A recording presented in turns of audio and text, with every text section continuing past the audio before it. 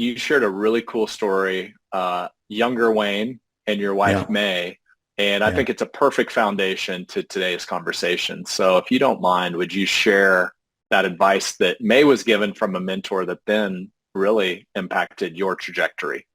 Yeah, and it's interesting. I just actually just posted something on social media, I think yesterday or the day before, where it was talking about people who sponsor others, and I was talking about for and was the idea of taking your spouse along with you was what the TikTok or Instagram video was about. Um, but for us, it was May was the first one to be self-employed. May was the first one to have a mentor. May was the first one to start reading personal development and business development books.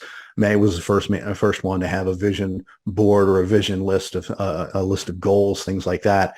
I had tripped into the financial planning world, which in really a sales role, working for an insurance broker dealer. So selling insurance, carrying a business card that said financial advisor on it. And, really, if you happen to pick up some assets under management by accident, okay, we'll take it. But the Mhm. primary thing they were measuring you for was how much in insurance were you selling.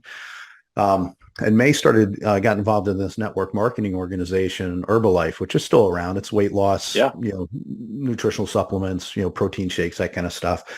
And I ended up in Kansas City with her at an Herbalife training, and we ended up in the suite with this guy who's like two or three layers above her in the organization. This guy's name is Brad Harris, and Brad's got he's got 30 people there, and Brad's like a former airplane mechanic who's now making, at that time, 25 years ago, he was making $500,000 a year selling Herbalife.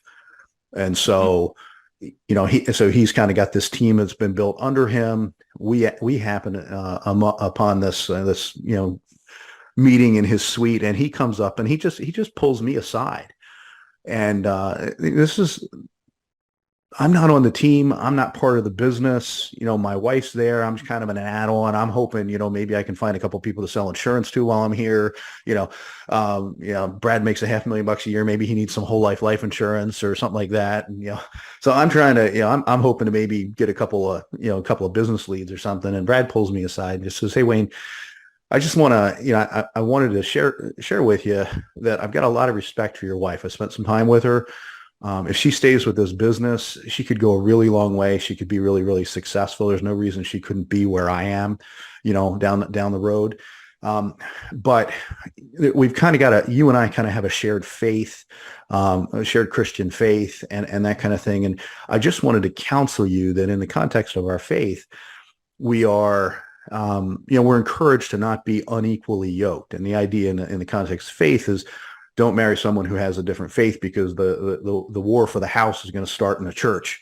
And Mhm. how do you raise the kids and those kinds of things. And so when you're raised in one faith, that's kind of a repetitive thing that's taught. But Brad said, I'm I'm just concerned that I'm asking your wife to commit to read 50 books a year.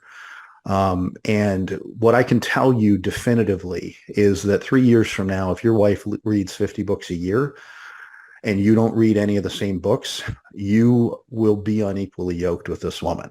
She's going to be a fundamentally different person because of the books that she's read and because of the person that she's become. And we see it in Herbalife all the time.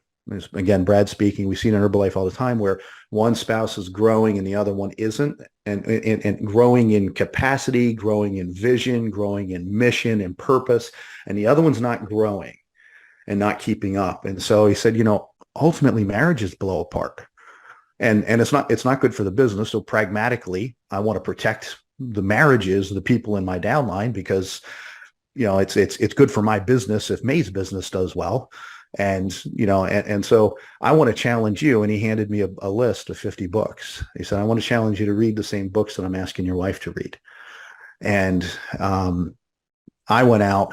I was at a point where I was frustrated with the sales environment, the culture I was functioning within. And so I started devouring those books. I read those 50 books faster than May did. And I still, She probably reads 20 to 30 books a year today. I still read 50 to 75 books a year today, mostly listening these days. But that started what's now a quarter century long, just gorging on books and gorging on content to be able to continue to improve. But what's happened along the way is that May and I are on this journey together.